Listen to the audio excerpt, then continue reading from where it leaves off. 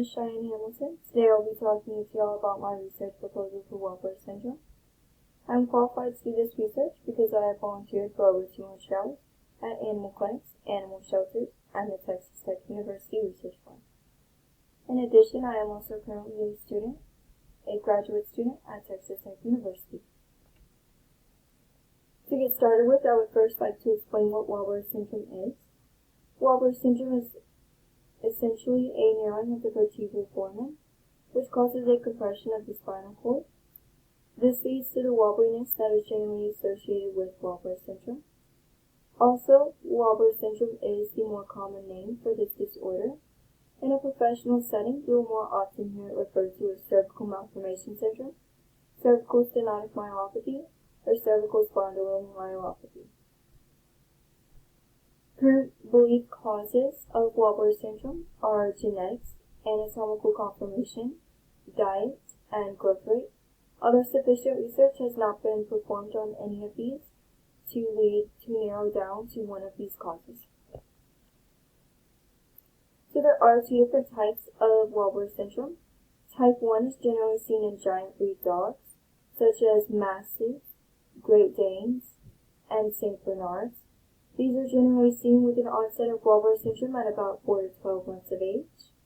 And then type 2 are large breed dogs, such as your Doberman depicted here, or a Dalmatian.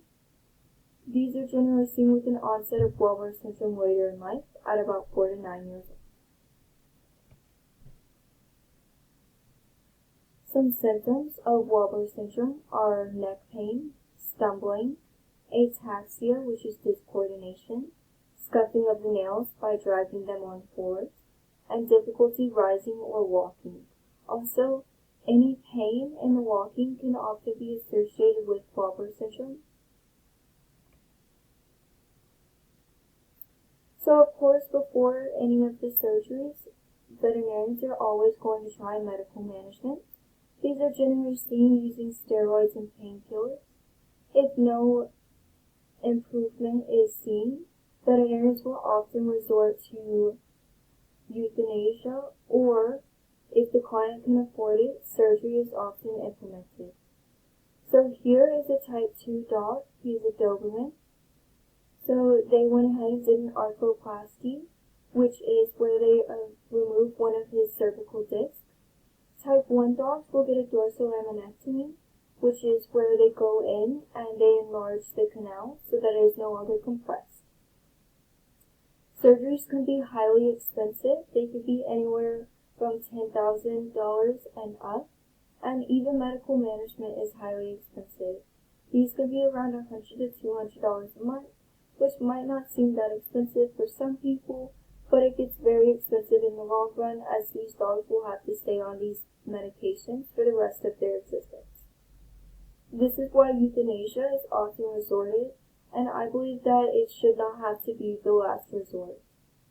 I understand that clients cannot afford these very expensive surgeries, but I believe that by better understanding how Wobblers Syndrome is caused, and by doing more research on how we can manage it, that euthanasia will no longer have to be an option.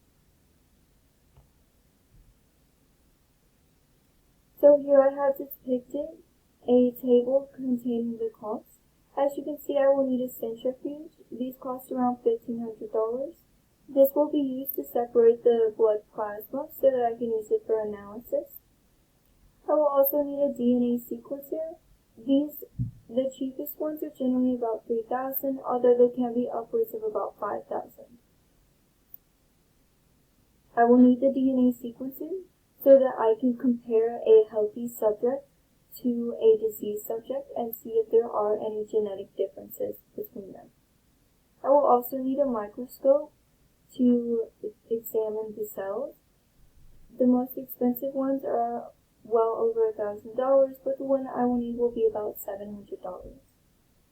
I have also listed on here an x-ray machine. I will need one of these to do examinations of these subjects to see if they are worsening or if they are getting better while I am testing out new management methods on them.